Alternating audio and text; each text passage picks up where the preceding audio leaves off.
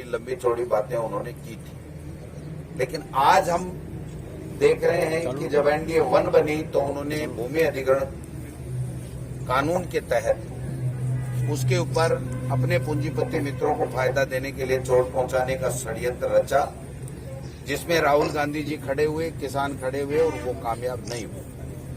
अब जो 3 काले कानून मोदी जी लेकर के आए हैं, मैं कहना चाहता हूं, पूछना चाहता हूं मीडिया के भाइयों के माध्यम से कि क्या किसी किसान संगठन ने इन 3 काले कानूनों को लागू करने की मांग की थी? क्या किसी किसान ने मांग की थी किसी लोकसभा में, राज्यसभा में या किसी भी स्टेट की, राजस्थान की विधानसभा या विधान परिषद में कभी किसी ने कोई मांग की थी कि हमारे जो ये ईसी एक्ट में जो राइडर है, जमाखोरी नहीं हो, इसको हटा दीजिए, मंडियों को समाप्त कर दीजिए, एमएसपी जो मिलती है किसान को उसको समाप्त कर दीजिए? क्या किसी ने कोई मांग की थी क्या? और कृषि वैसे भी राज्य का विषय होता है, लेकिन उसके बावजूद भी अपने उद्योगपति मित्रों को फायदा देने के लिए किस प्रकार से ये 3 काले कानून लाए, और लाए ही नहीं, हठधर्मिता। आप देखिए आज 60 दिन से किसान वहां पर धरने पे हैं, प्रदर्शन कर रहे हैं। किसान ठंड में पड़ा है, लेकिन उसके बाद में भी मोदी जी को उनकी सुध लेने के लिए फुर्सत नहीं है, और फुर्सत ही नहीं है। साजिश रच करके किसानों के शांतिपूर्वक आंदोलन को कुछ असामाजिक तत्वों को सह दे करके उन्होंने उस आंदोलन को खत्म करने की एक साजिश रची है। ये किसान सब जानता है कि आप क्यों 60 दिन से अड़े हुए हो।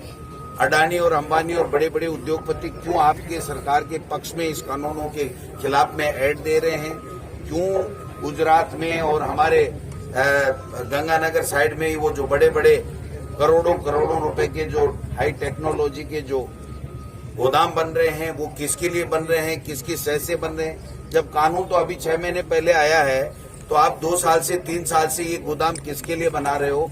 और जो खबरें आ रही हैं वो केवल राजस्थान के अंदर 700 करोड़ रुपए का अनुदान इन उद्योगपतियों को ये गोदाम बनाने के लिए जारी किया जा चुका है। इससे बड़ा दुर्भाग्य हो नहीं सकता। किसान के पेट पे लात मारने का काम मोदी जी कर रहे हैं।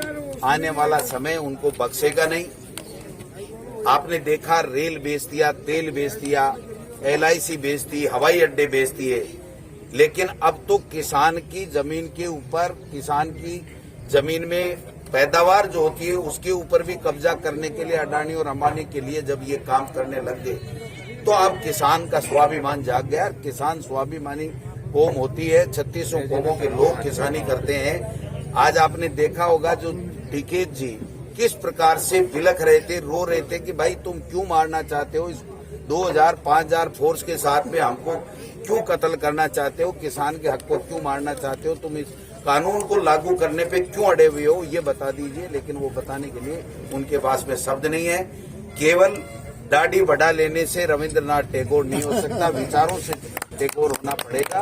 और टैगोर जी के, रविंद्रनाथ टैगोर जी के जो अच्छे उनके कार्य हैं, उनसे प्रेरणा लेकर के आपको काम करना पड़ेगा। महंगी महंगी होटलों में रुकना, महंगे महंगे हेलीकॉप्टरों में, हवाई जहाजों में घूमना, महंगे कपड़े पहनना। अरे आप तो मोदी जी कहते थे कि मैं तो फकीर हूँ, मेरे चोला उठा के चल दूंगा। ये किसान के पेट पे आप लात मार रहे हो, ये चोला भी ले जाने नहीं देंगे, न झोला ले जाने देंगे, न चोला ले जाने देंगे। तो इसलिए आज हम लोग देख रहे हैं कि जो अराजकता का माहौल है, जो संस्थाएं हैं, संविधान बाबा साहब भीमराव अम्बेडकर ने जो बनाई थी, उनको समाप्त करने पे ये लोग तुले हुए हैं। इनको समझना पड़ेगा। गरीब के जो हक के ऊपर डाका डालने का ये लोग काम कर रहे हैं, और बड़े पूंजीपति उद्योगों के कह रहे हैं कि 3-3 चुनाव के आगे तक के चंदा इन्होंने ले लिया, और इलेक्ट्रॉनिक बॉन्ड के माध्यम से जो चंदा ले रहे हैं उसका हिसाब नहीं, PM केयर फंड का कोई हिसाब नहीं। तो आप बताइए क्या स्थिति है। अभी मैंने आज देखा कि जो प्रधानमंत्री सड़क योजना है, उस प्रधानमंत्री सड़क योजना के ऊपर ये लिख दिया गया, एक सर्कुलर आया है कि अगर आपने MP की फोटो अगर उसके शिलान्यास कार्यक्रम में नहीं खिंचवा के भेजी, तो आपको 40% 60% पैसा स्टेट को नहीं मिलेगा। इससे बड़ा संघीय ढांचे के ऊपर कोई हमला हो नहीं सकता है। ये पैसा मोदी जी के काका जी का नहीं है, ये पैसा राजस्थान की जनता के टैक्स के माध्यम से, GST से वसूला हुआ पैसा है, और इस पैसे को देने की एक प्रक्रिया बनी हुई है कि वो जीएसटी का पैसा सेंटर में जाएगा और फिर यहाँ आएगा। ये राजस्थान के स्टेट का पैसा और आप दादागिरी कर रहे हो। आप एमपी फंड तो बंद कर रहे हो और एक तरफ से जो 40% पैसा स्टेट दे रही है, और स्टेट कोई भी केंद्र सरकार की योजनाएं हैं वो स्टेट के माध्यम से संचालित होती हैं। आप दादागिरी के साथ में इस प्रकार के वाहियात और गलत ऑर्डर निकाल करके किसी को धमका नहीं सकते हो, किसी को चमका नहीं सकते हो। चमकाने का काम जनता करती है और धमकाने का काम गुंडे लोग करते हैं। किसी प्रजातांत्रिक देश में प्रजातांत्रिक रूप से जीता हुआ जनप्रतिनिधि या जनता के द्वारा बनाई हुई सरकार इस तरीके के फैसले नहीं करती और इस तरीके की धमकियां नहीं देती है। आज किसान को धमकी है, आम जनता को धमकी है, बच्चों को रोजगार दे नहीं रहे। तो ये जो स्थितियां हैं ये आप सबके सामने हैं। मैं तो आपसे इतना ही निवेदन करूंगा कि आप सचेत रहिए, और जिस प्रकार से साजिश चल रही है, ये मोदी जी की उल्टी गिनती तो शुरू हो गई है, लेकिन इसमें इस होम में अपने को भी आहुति देने का काम करना है। यही शब्दों के साथ में मैं मेरी बात को